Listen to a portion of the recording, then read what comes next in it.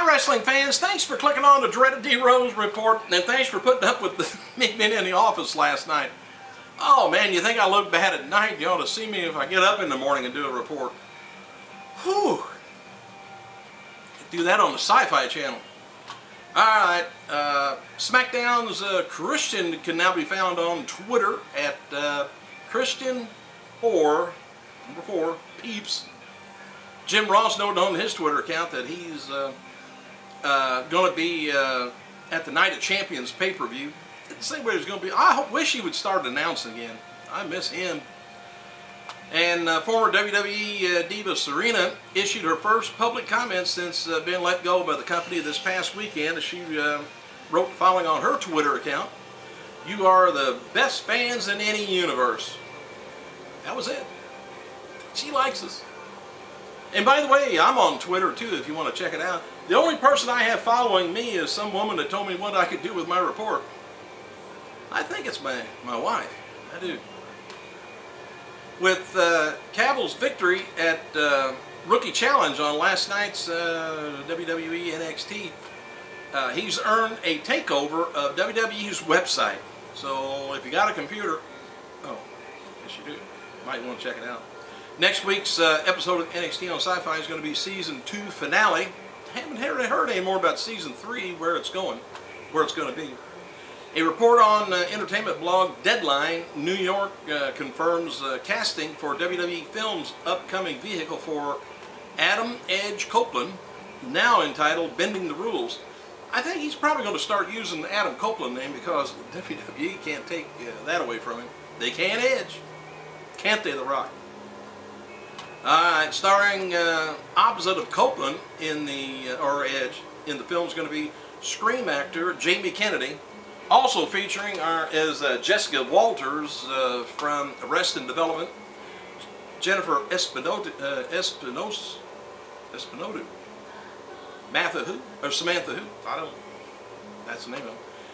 Alicia Witt, Friday Night Lights, and Philip Baker Hall from Bookman from Seinfeld.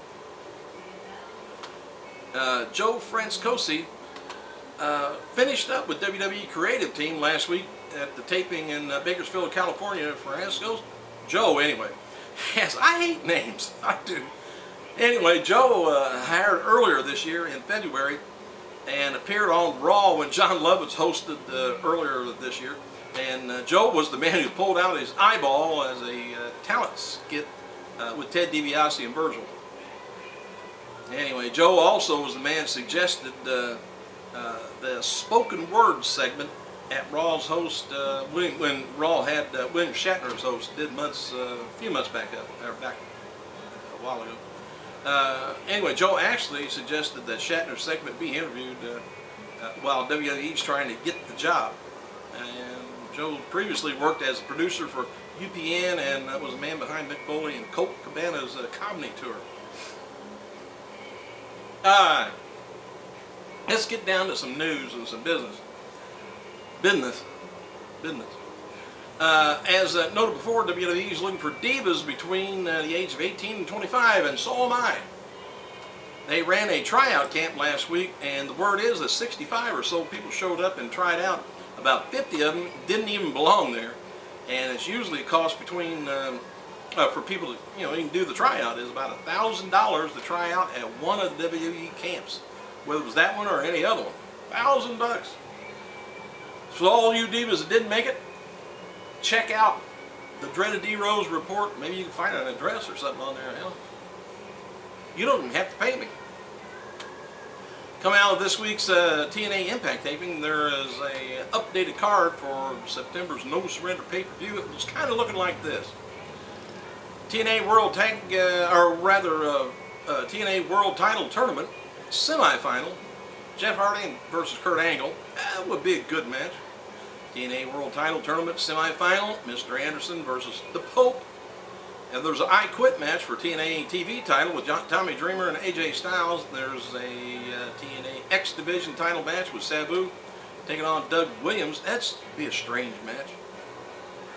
TNA title or tag team title match is Magnus and Desmond Wolfe versus Motor City Machine Gun. And Falls Count Anywhere match with Rhino taking on Abyss.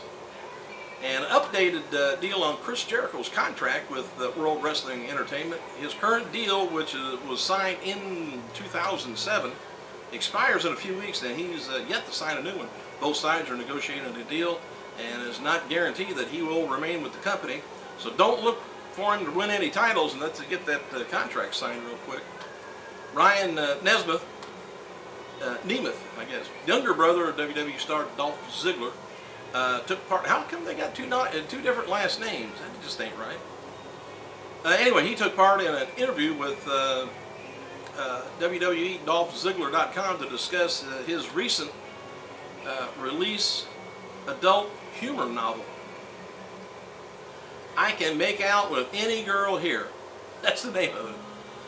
He also dishes out dirt on WWE Intercontinental Champion and reveals that he is following his brother's footsteps by training at OVW and becoming a professional wrestler. I don't know if I'd follow too much in his footsteps.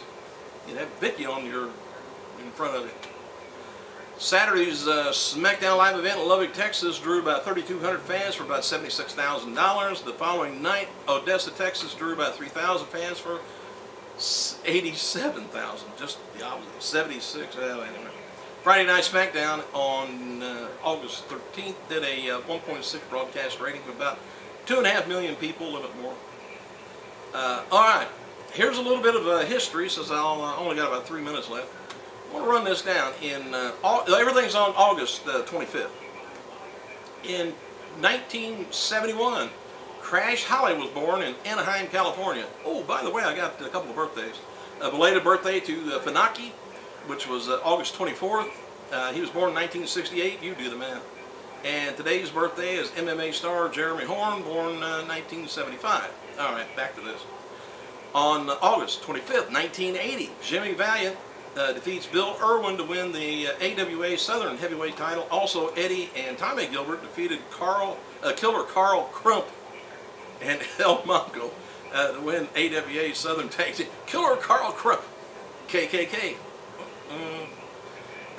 Also, August 25th, 1984, though, we got Road Warriors defeated the Crusher and Baron Von Raschke to win the AWA World Tag Team titles.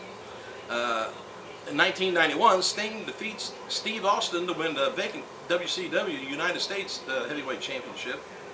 1995, 4 years later, Too Cold Scorpio defeats Eddie Guerrero to win the ECW World Television title.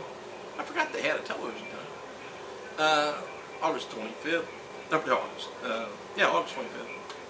1997, Monday Night War ratings. WCW Nitro scored a 5.0 TV rating, and WWF Raw is War didn't air. Oh, we had a dog show on or something. All right, in the year 2000, Tajiri and Mikey Whipwreck win the vacant ECW World Tag Team, another vacant title. Well, I could have won that if it was vacant, but I guess I'd have to wrestle somebody for it. In the year 2001, WWE Excess debuts on TNN. Excess. I forgot about that. And in the year 2002, highlights from the 2002 WWE SummerSlam was going on, and I guess on DVD. It doesn't really say what. Anyway, here's the highlight. Oh, I see. Here's the highlights from it. 2002 SummerSlam was somebody walking by out there. The Un-Americans defeated Booker T and Goldust. Rob Van Dam defeated Chris Benoit. Shawn Michaels defeated Triple H in a non-sanctioned street fight. Brock Lesnar defeated The Rock to become the new undisputed WWE champion.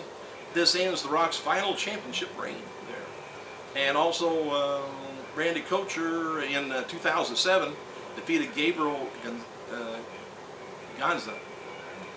I don't know. That's all I got. Hey, thanks for clicking. I'll have a little bit more tomorrow and maybe more news instead of the history of back when. Thanks for clicking. I gotta go.